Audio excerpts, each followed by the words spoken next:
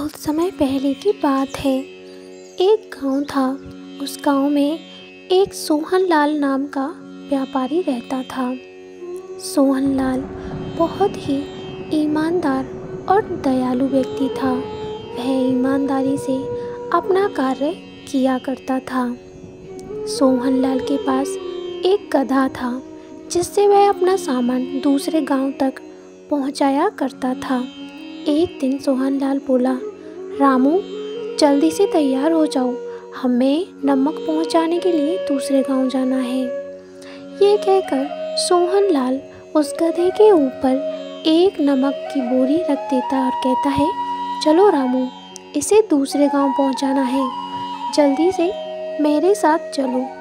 ऐसा कहकर सोहन अपने चप्पल जूते पहनने के लिए चला जाता है।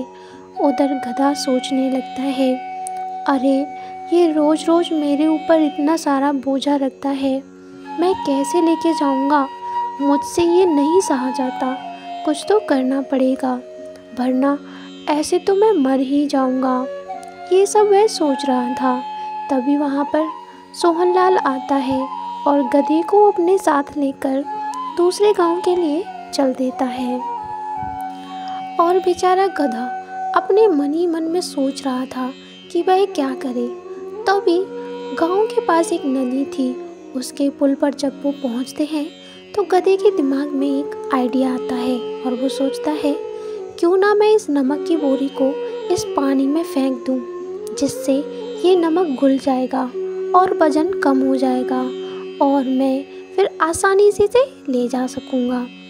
इसी तरीके से वह गधा जैसे उस नदी के पास से निकलता है और टाल मटोल करता है और बोरी को पानी में गिरा देता है, जिससे नमक की बोरी में से नमक घुल जाता है। तभी सोहनलाल कहता है, अरे रामू, ये क्या किया तूने? ये तो घुल जाएगा, मेरा नुकसान करा दिया। सोहनलाल उस बोरी को फिर से गधे के ऊपर रख देता है, लेकिन अब वजन कम था क्योंकि नमक पानी में घुल चुका था। अब गधा खुश हो रहा था। सोहनलाल कहता है, तूने ऐसा क्यों किया? आखिर तुझे हुआ क्या था? लेकिन गधा कहाँ, गधा तो अपने मन की कर रहा था। उसने तो ये पूरा प्लान किया था। इसके बाद दूसरे दिन सोहनलाल फिर से उस गधे के ऊपर एक नमक की बोरी रखता है और कहता है, आज कुछ ऐसा मत करना, ठीक से लेके जाना है इसे। और फिर से गधा मुस्कुराता है और कहता है, आज भी मैं ऐसा ही करूँगा, क्योंकि मैं तंग आ चुका हूँ रोज़ रोज़ बोझा ढोकर, मुझे ऐसा ही करना पड़ेगा। और गधा पहले ही सोच लेता है। फिर से वो उसी पुल के पास जाता है और फिर से वही तरकीब सोचने लगता है कि मुझे फिर से वही करना होगा। और अब गधा ऐसा ही किया करता था। गधा पुल पे जाके फिर से वही करता है और वह फिर से बोरी को उस नदी में गिरा देता है और खुश होता है। तभी सोहनलाल बहुत दुखी होता है और कहता है, अरे अब तो इस गधे का कुछ करना पड़ेगा, क्योंकि अब ये ऐसा ही करता है, इसको कुछ हो तो नहीं गया, कहीं ये पागल तो नहीं हो गया, क्या करूं, कहीं ये मुझसे चालाकी तो नहीं कर रहा। तभी सोहनलाल एक तरकीब लगाता है और अब वो उस गधे पर एक रुई की बोरी को रखने के लिए जाता है और वो उस गधे पर एक रुई की बोरी रखने के लिए लेने के लिए चला जाता है। तभी गधा कहता है, मैं आज भी ऐसे ही करूँगा और मैं ऐसा ही करता रहूँगा। तभी इसको समझ आएगा।